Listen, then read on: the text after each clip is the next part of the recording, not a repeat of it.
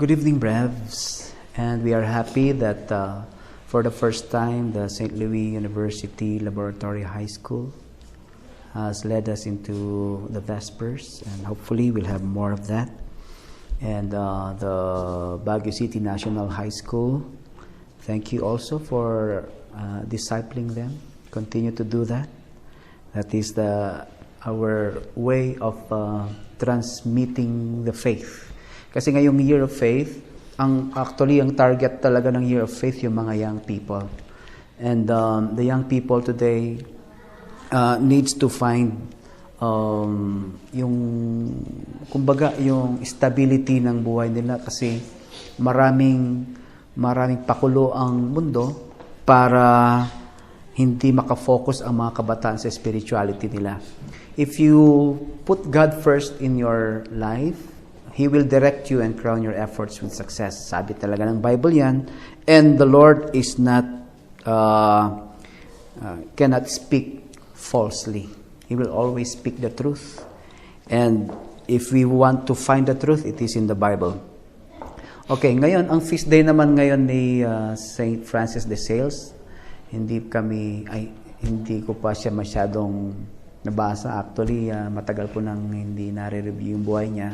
Pero siya ang tinatawag na gentleman saint. Gentleman saint. Kaya sa mga young men, you review the life of St. Francis de Sales. How he discipled, how he became a pastor, at yung mga writings niya made him a doctor of the church. Sabi ko nga kanina, he's a bishop, but hindi niya dineclare yung sarili niyang doctor of the church. It is the church that declares if a person is a doctor of the church. Okay? And isa sa mga famous saints na disciple niya si Saint Jane Frances de Chantal. No? Yun yung famous saint na disciple niya. Naging saint din. So hopefully, what will make us saints is to make others saints too. No? Tayong lahat, we are all called to holiness. No? And wag nating sayangin yon. Habang nasa breves tayo, let us bring a soul to Christ the King. Dalhin natin sila sa Panginoon. Sayang yung pagiging breves natin kung umalis tayo dito, wala man lang kayong naisama. No. Kaya kung pwede, hanggat maaari, spread the word. Spread the word. And kung ano yung breves, ang hirap i-explain eh. Sabi nga natin kanina, it's an experience that they have to experience. And it cannot be contained by words alone. But remember, kung isi-share nyo to sa kanila, we are here to help them develop a prayer life. More than anything else, more than developing their talents, more than developing their person, is yung prayer life. Kasi prayer life, from there, will bear fruit. Hindi natin alam kung ano yung fruits na yon, but it is the Lord who can make miracles sa buhay ng isang tao. And the first thing there is prayer.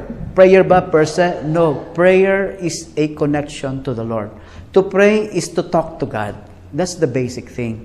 So that they will know that love is not just a feeling, love is not just a state of mind, love is a person. Love is a relationship with the author of love himself. Kaya, hanggat maaari, bakit natin sila ibibring to Christ the King? Bakit?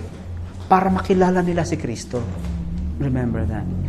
Para yung buhay nila will never be the same again. No? Kaya, yun yung buhay. Kaya yung ating church, nagde-declare siya ng mga saints para magkaroon tayo ng model.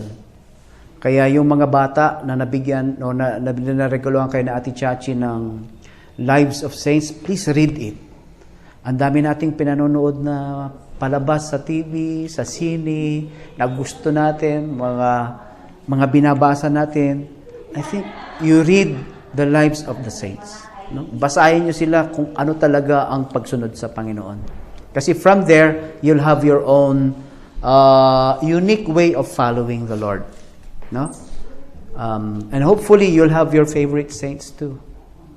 No? Magkaroon kayo ng mga paboritong santo. Ako, nung nabasa ko yung si Saint Francis of Assisi, wow, I mean, you will fall in love with this saint.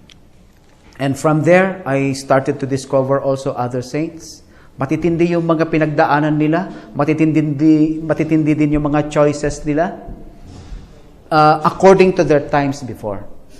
Ngayon, the world is in need and wanting of saints and heroes. So how will we respond to this?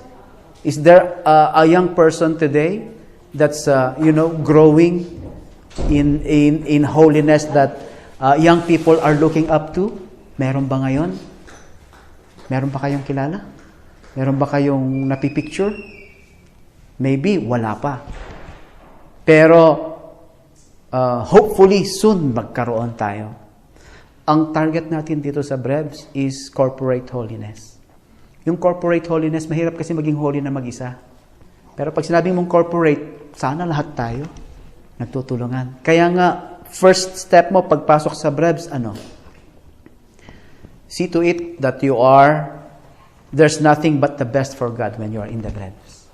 Ibig sabihin, be at your best when you are in the Brebs. Diba?